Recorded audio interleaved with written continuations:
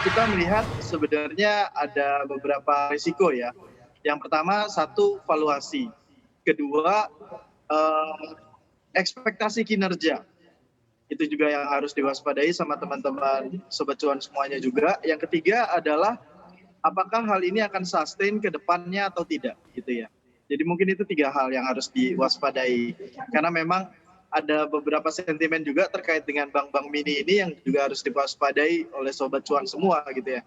Yang pertama adalah narasi tentang bank digital, yang kedua adalah juga narasi tentang minimal kekuatan ekuitas dari bank di Indonesia gitu ya, yang sekarang sudah mulai diatur oleh OJK.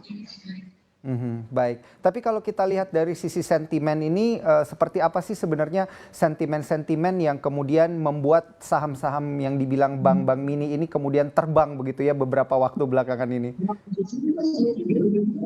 Ya, seperti tadi saya bilang ada 2 sentimen besar kalau menurut saya. Mhm, Yang pertama adalah narasi tentang bank digital ya.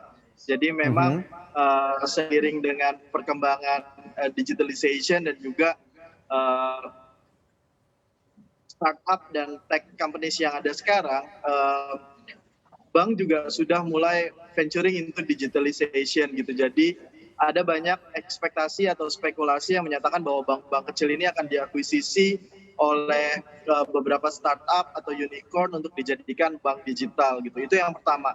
Nah, yang kedua adalah sentimen dari potensi merger dan acquisition karena dampak dari peraturan OJK yang terbaru yang menyatakan bahwa minimal permodalan untuk perbankan di Indonesia adalah 2 triliun di akhir tahun ini dan 3 triliun di akhir tahun 2022. Nah, ini membuat ada angle mhm. potensi merger dan acquisition di antara bank-bank kecil ini apabila mereka ternyata tidak dapat memenuhi requirement permodalan secara internal gitu ya. Jadi apabila kita membeli, saham-saham bank ini atau bank-bank yang bermodal mini ini saat ini, itu berarti kita, melakukan spekulatif buy gitu, bener nggak sih Mas Adrian? Iya, di satu sisi bisa dibilang begitu karena kita belum lihat realisasinya dan Mhm, bahkan roadmap-nya seperti apa, entah itu bank digital ataupun potensi merger dan akuisisi akibat dari eh, pembatasan permodalan dari OJK gitu ya. Jadi kita belum dengar ada potensi akuisisi, rencana akuisisi yang sudah diumumkan, ataupun kita belum dengar juga bagaimana bank-bank kecil ini misalnya mau jadi bank digital, mereka mau seperti apa ke depannya. Jadi ya bisa dibilang semua ini lebih karena spekulasi kalau menurut saya. baik. Tapi kalau kita lihat, secara keseluruhan begitu terkait dengan bank-bank yang dikatakan bermodal mini ini, dari sudut pandangnya Mas Adrian sendiri, prospeknya seperti apa sih di tahun 2021 ini? Kan banyak yang bilang juga, ada sobat cuan yang bilang ini tahunnya, ada tahun untuk bank-bank yang kecil ini, untuk kawin begitu dengan bisnis-bisnis lain atau dengan bank-bank yang lebih besar. Nah, ini seperti apa nih pendapatnya?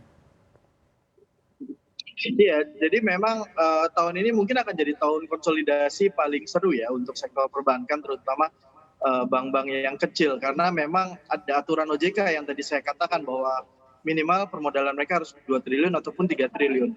Hal ini akan memaksa bank-bank kecil ini ketika tidak bisa memenuhi requirement ini secara internal, mereka akan cari partner atau bahkan mungkin membiarkan dirinya diakuisisi oleh bank besar lain atau institusi lain yang memang membutuhkan eh, izin perbankan misalnya untuk beroperasi gitu. Jadi angle ini yang membuat sentimen bank-bank kecil relatif menguat sih dari beberapa waktu terakhir. Jadinya semakin menarik ya untuk dilirik bagi Sobat Cuan. Nah, jangan lupa untuk install aplikasi CNBC Indonesia di App Store dan juga di Play Store untuk terus mengikuti informasi dan berita terkini terkait ekonomi dan juga bisnis.